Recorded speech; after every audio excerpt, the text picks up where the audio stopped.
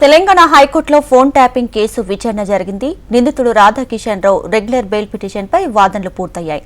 దీంతో తీర్పు రిజర్వ్ చేసింది హైకోర్టు. అలాగే ఫిబ్రవరి 3 వరకు మధ్యంతర బెయిల్ మంజూరు చేయాలని రాధాకిషన్ రావు మరో పిటిషన్ దాఖలు చేశారు. ఈ పిటిషన్పై రేపు నిర్ణయం వెల్లడిస్తామని హైకోర్టు వెల్లడించింది.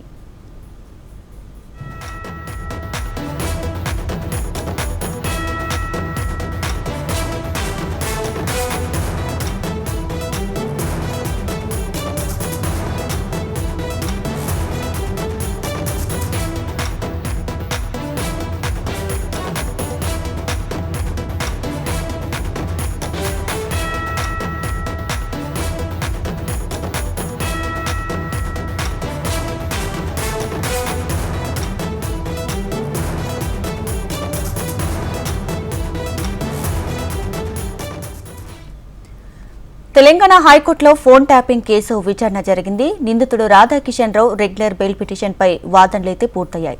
దీంతో తీర్పుని రిజర్వ్ చేసింది హైకోర్టు. అలాగే ఫిబ్రవరి 3 వరకు మధ్యంతర బెయిల్ మంజూరు చేయాలంటూ రాధాకిషన్ రావు మరో పిటిషన్ దాఖలు చేశారు.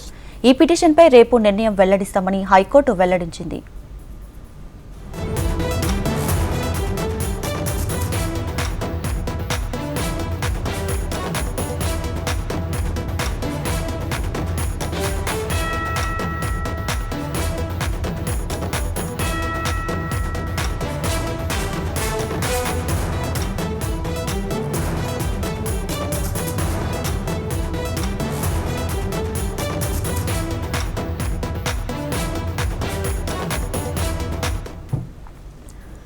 తెలంగాణ హైకోర్టులో ఫోన్ ట్యాపింగ్ కేసు విచారణ జరిగింది. నిందితుడు రాధాకిషన్ రావు రెగ్యులర్ బెయిల్ పిటిషన్పై వాదనలు పూర్తయ్యాయి.